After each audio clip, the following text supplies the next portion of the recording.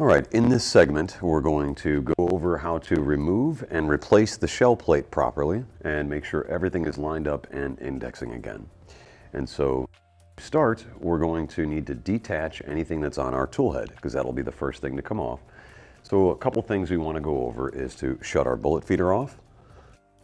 And we're going to lift up on the dropper so we can take all of the additional bullets out, put them back into the bullet feeder.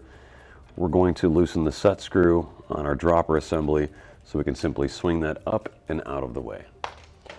Now if our powder measure is on, we're going to want to off, and we're going to want to take a case and place it underneath and lift the funnel up so we don't accidentally drop powder. Like so.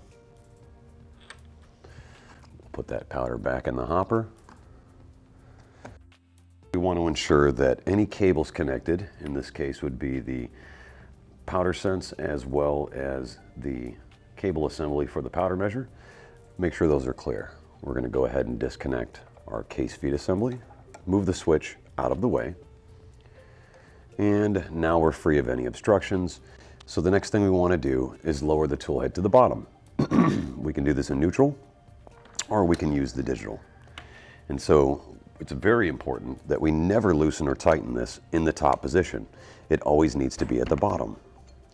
So now that that is loose, we can bring the ram back to the top and finish loosening.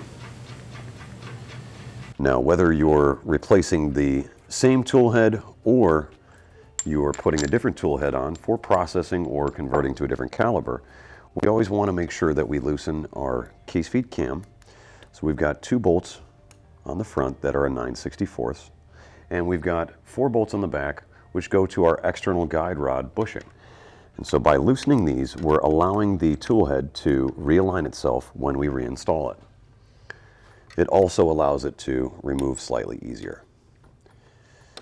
So with all of these loose, I can now grab the tool head, lift up, and place it on my tool head stand,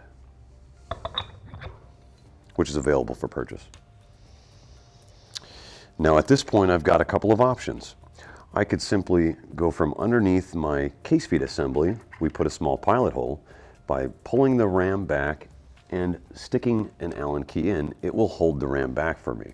At that point, I could loosen the 2 screws that hold my eject finger and flip that back. I will not do it that way. I like to remove the entire case feed assembly, which allows more room to work with, as well as eliminating the possibility of me forgetting to put that eject finger back. So this would be the preferred method. So you're going to use a 3/16 Allen. We're going to remove the 2 screws that are holding it in place and remove it entirely from the machine.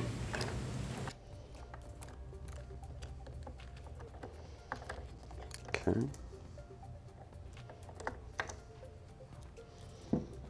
So now we have a wide open area to work with. The next step is our case feed retainer stations. And so there's again a couple ways we can do this. We're automatically going to have to loosen the 2 screws, which are a 7/64 Allen, that are holding it in place. Now, one option is to simply take the spring and flip it up and out of our way, which will allow me full access to the shell plate. But I will show everyone how to reset this properly, so I will remove it completely. We'll simply set this to the side for now and move on to the next step, which is going to be our main shell plate lock nut. We've got 4 set screws that you'll need an 1/8 inch Allen to loosen these 4 screws. Now these screws have a nylon on the back which prevents marring of the threads underneath on the sleeve. And so it's important that when we put these back down that we don't over tighten them. If we do over time, then we would want to replace these screws. So now with all 4 screws loose, I'll use my Allen key as leverage and simply spin and remove my shell plate lock nut. So now we can set this off to the side, and we're going to lift our shell plate up from a direction on the opposite of the case retainer stations, which allows me to lift it right up and off. With the shell plate removed, we can begin our maintenance on the top plate. So the first thing we want to do is wipe off any excess oil or grease. We want to use compressed air to remove any powder or debris that might be on the top plate, being sure that we're getting everything on the outside. Now you'll notice our wave spring in the middle. This is what's supporting the shell plate. We want to make sure that this is free of any debris, make sure it's all nice and clean. When we reinstall, we want to put a nice thin layer of grease. We also don't want to forget our detent ball, which can be removed, and remove the spring underneath, so we can clean out this pocket as well. And so we would perform our cleaning, reinstall. Now the grease we recommend is going to be a Lucas Red and Tacky number 2, and it can be applied in several ways. You could use a brush. We also use these syringes, which makes it very easy to go around and put a thin layer of grease.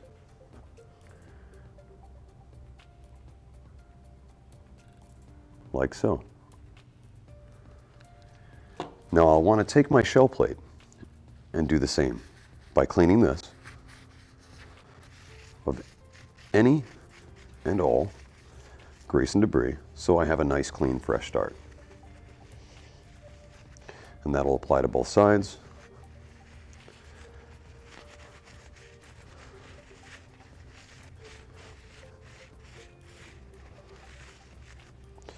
Now to reapply, we only want grease on the very inner relieved edge. One of my methods is to come in with a brush on the inside just slightly.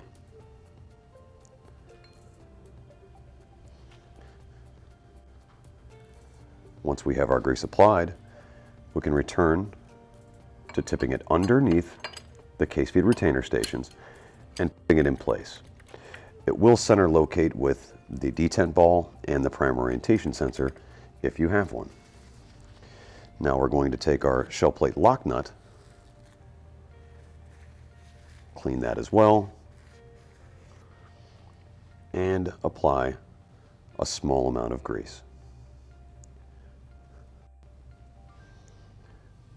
Now we can install the lock nut.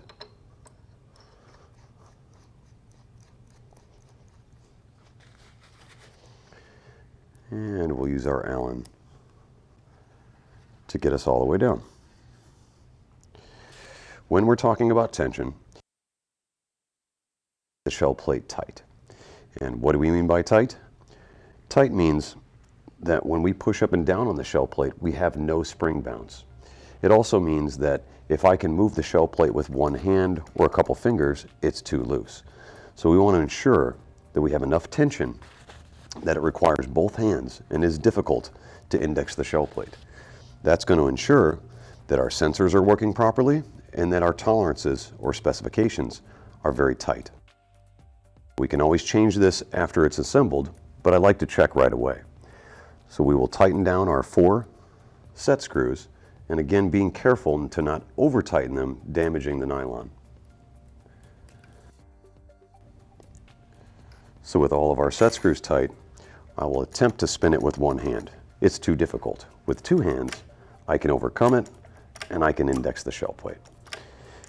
Now, another option is to use a couple pieces of brass and place them 180 degrees across from each other in the shell plate, which makes it much easier for you, like having handles. Okay. Now with this set properly, we can reinstall our spring. The first thing we want to do is set our case feed retainer station in station 1. And we're going to create a slight gap between the shell plate and the retainer station. And we want to ensure that by putting a piece of brass in, resistance, and I've got a amount of play. So that is good. Now the same applies for case feed retainer station number 10. The rule of thumb to start is to follow the outline of the top plate and go ahead and snug it down. Now again, with a piece of brass, I can rotate and make sure I'm not restricting. Now we can go in significant with this, and I've still made sure that I've got enough play that it's not restricting the piece of brass. So now that I've got that set, I can final tighten it down. We'll remove our piece of brass, and we can install our spring. So we'll start the spring installation by inserting into station 1 and just simply pushing it through and tightening down our set screw.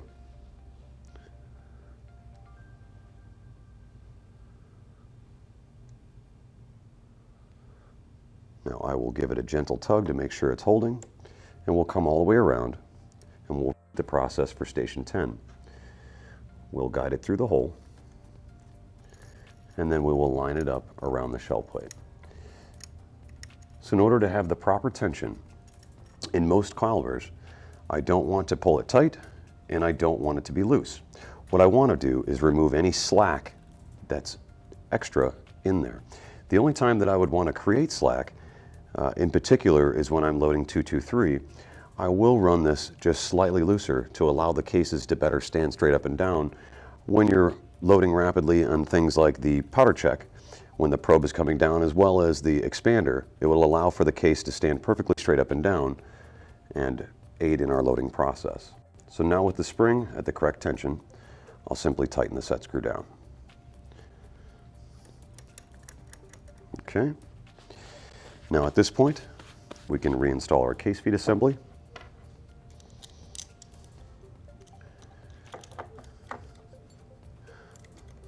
We'll use our 3/16 Allen. And what I will do is get the screw very close but not fully tight. The key to reloading is consistency. And just like I work on it, I try to be very consistent. So I lift up on my case feed platform as I tighten. I do that every time so that it's always consistent with my brass feeding.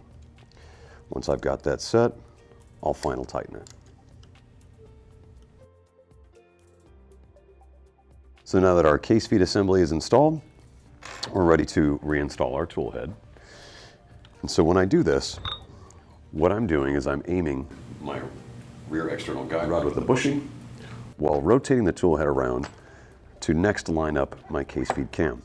So I'll use my left hand to just line that up, which allows it to fall right into place. I'll now place my main tool head bolt down, just finger tight, like so. And again, we never loosen or tighten this in the top position, so I will move to bottom, and now I will tighten it fully. So at this point, we still have our case feed cam and our external guide rod bushings loose. So what I like to do is cycle the press, make sure everything settles, and again move to bottom. Now I can access the case feed cam bolts, and I can jog the press up slightly to access the 4 bolts holding the external guide rod bushing. Now again, you could do this in neutral by hand, but we can also use the digital. So now I am tightening the 4 bolts in the back with my 9/64. And when I tighten these, I'm spreading the load evenly, so not as to over tighten one bolt more than the other, which will allow the press to operate very smoothly. So I go across it, and much like an X pattern, tighten all 4, and now we will run and check our work.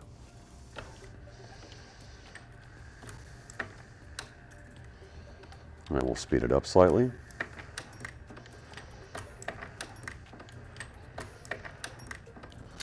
Now something we can look for is the shell plate indexing. When we remove the nut and replace it, if we did not go back to the exact same position, then you'll likely need to adjust the indexing. Now you can refer back to my indexing adjustment video, but it's a good opportunity to show you this again.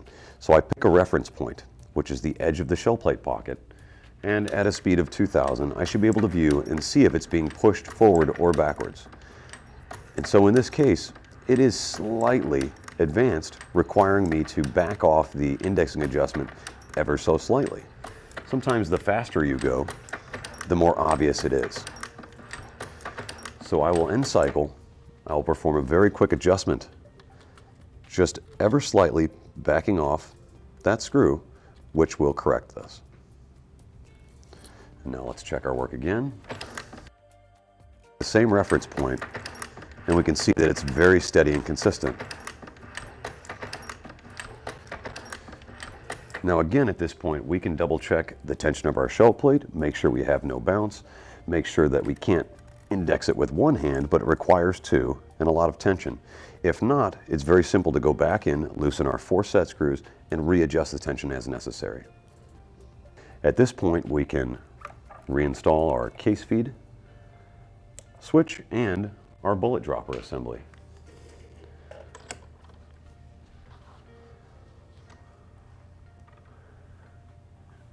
And finally, restart our powder measure.